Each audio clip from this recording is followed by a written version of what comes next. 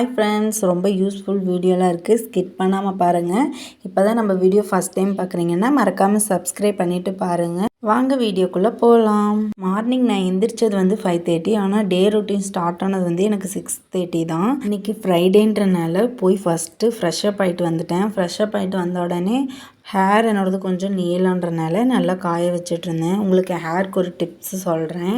அந்த மாதிரி ட்ரை பண்ணி பாருங்கள். உண்மையாலுமே உங்களுக்கு நல்ல ஒரு ரிசல்ட் கிடைக்கும்.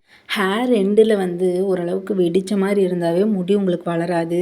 3 மந்த்துக்கு ஒரு டைம் ஹேர் கீழ் எண்டில் கட் பண்ணி விடுங்க. அப்படி கட் பண்ணி விட்டுட்டு நல்லா ஆயில் அப்ளை பண்ணி கண்டிப்பாக வீக்லி 1-2 டைம்ஸ் பக்கம் நல்லா ஹேர் வாஷ் பண்ணுங்கள். ஹேர் வாஷ் பண்ணும்போது முக்கியமாக லெமன் தேய்ச்சி நல்லா ஹீட்டும் குறையும். நல்லா லெமன் தேய்ச்சி ஊற்றுங்க. அப்புறமேட்டு ஒரு 3 நாளைக்கு, வாரத்தில் 2 நாள் ஊற்றுங்க.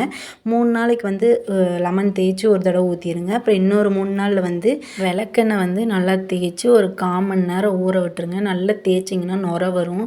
மோஸ்ட்லி எதனால் முடி வளரலனாவே ஹீட்டு தான், நம்ம உடம்புல இருக்க ஹீட்டு தான். வாட்டர் நல்லா எடுத்துக்கோங்க. வாட்டர் நல்லா எடுத்துக்கும் போது வெந்தயம், அது கூடவே புதினா, லெமன் அந்த மாதிரி இதெல்லாம் சேர்த்து நல்லா தண்ணி குடிச்சிட்டு வாங்க. நல்லா ஆயில் அப்ளை பண்ணுங்கள், மடித்து போடுங்க. இந்த மாதிரியெல்லாம் ட்ரிக்கு ஃபாலோ பண்ணிங்கன்னா கண்டிப்பாக நீளமாக முடி வளரும். இதை பேசிட்டு நான் என்ன செய்கிறேன்றதே சொல்ல மறந்துட்டேன்.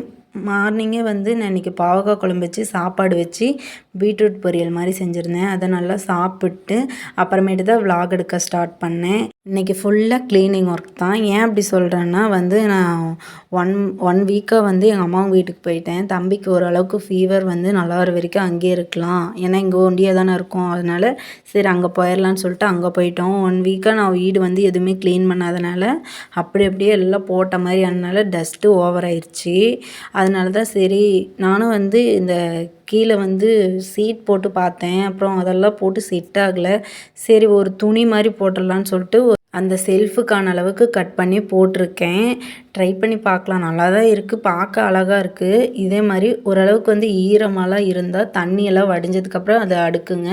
கண்டிப்பாக இந்த மாதிரி நீங்கள் போடுறீங்க, துணியெல்லாம் போடுறீங்கன்னா வாரத்துக்கு ஒரு தடவை எல்லாம் எடுத்து வச்சு அந்த துணியை வாஷ் பண்ணிடுங்க. ஏன் அப்படி சொல்கிறேன்னா, பாத்திரமெல்லாம் நம்ம கமத்துறோம், வாட்டர் பாட்டில், சாப்பாடு இதெல்லாம் வைக்கிறோன்னும் போது அதை ஒரு பூச்சி மாதிரி, ஒரு குட்டி குட்டி பூச்சி மாதிரி ஃபார்ம் ஆகி அதை சாப்பிட பள்ளி வரும். அதனால தான் சொல்கிறேன். சேஃப்டி முக்கியம். அதனால் வாரத்துக்கு ஒரு தடவை கண்டிப்பாக வாஷ் பண்ணி வெயிலில் காய வச்சு இந்த மாதிரி போட்டுக்கோங்க. பார்க்க ரொம்பவுமே அழகாக இருக்கும். ட்ரை பண்ணி பாருங்கள். நான் அரிசி மூட்டையிலேருந்து அப்படியே எடுக்க மாட்டேன். நம்ம டக்கு டக்குன்னு சமைக்கிறோம், எல்லாமே பண்ணுறோன்றனால அரிசி மூட்டையை அப்படியே ஓப்பன்லேயே வச்சுட்டு போயிடுவோம்.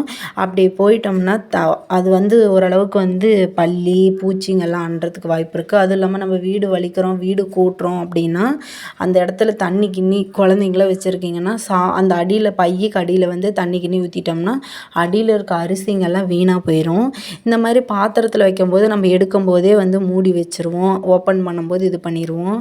நீங்களும் இந்த மாதிரி ட்ரிக்கை ஃபாலோ பண்ணுங்கள். அரிசியில் லட்சுமி வச்சா அரிசி நல்லா பெருகும், வீட்டில் எந்த கஷ்டமும் வராது, சாப்பாட்டுக்கு எந்த இது இருக்காது அப்படின்னு சொல்லுவாங்க பெரியவங்க. ஆனால் அது உண்மையாக பொய்யான்னு தெரியல. ஆனால் நான் அதை ரொம்ப நாளாக ஃபாலோ பண்ணிகிட்ருக்கேன். அது அப்படி வச்சா நம்மளுக்கு ஓரளவுக்கு நிம்மதியாக இருக்க மாதிரி இருக்கும். நீங்களும் அந்த மாதிரி வச்சு ட்ரை பண்ணி பாருங்கள். அப்படியே அடுப்பு திட்டு தொடச்சி விட்டுறலான்னு சொல்லிட்டு அடுப்பில் மேலே இருக்க டைல்ஸு எல்லாமே நீட்டாக தொடச்சி விட்டுட்டேன்.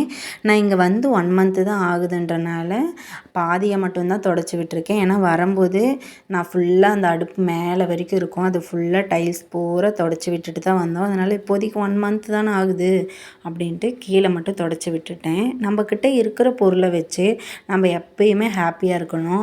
ஏன் அப்படி சொல்கிறேன்னா, நம்ம அதை வாங்கணும், இதை வாங்கணும், ஐயோ நம்ம இப்படி பண்ணணும், அப்படி பண்ணணும், நம்மளுக்கு ஒரு பேராசை வந்துட்டாவே நம்ம இருக்கிற பொருளை ரசிக்கிறத நம்ம மறந்துடுவோம். அது எப்படின்னா, நம்ம இப்போ ஒரு பறவை பறக்குதுன்னா நம்மளால் மான் மாதிரி குதித்து ஓட முடியலையே அப்படின்னு அந்த பறவைக்கு தோணும். அந்த மானுக்கு பறவை மாதிரி நம்மளால் பறக்க முடியலையே அப்படின்னு தோணும்.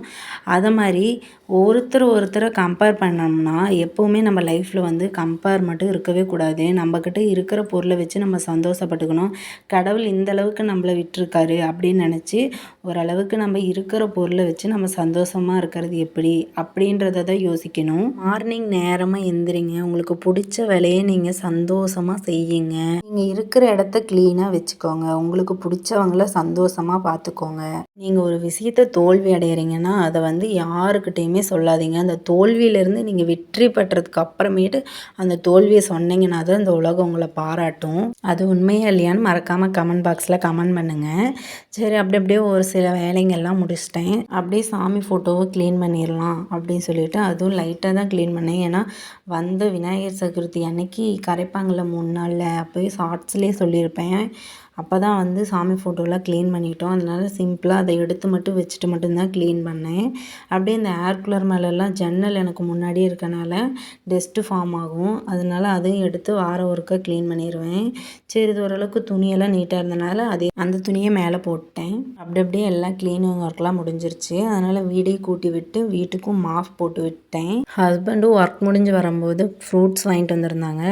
எப்படியும் இந்த சீத்தாப்பழம் வந்து சாப்பிட்டு எப்படியும் 1 இயருக்கு மேலே இருக்கும். ஓகே, நம்மளும் இந்த vlog எண்டுக்கு வந்துட்டோம். உங்களுக்கு பிடிச்சிருக்கும்னு நம்புகிறேன். பிடிச்சிருந்தா மறக்காமல் லைக் பண்ணி கமெண்ட் பண்ணி சப்ஸ்கிரைப் பண்ணுங்கள். தேங்க்யூ ஃபார் வாட்சிங்.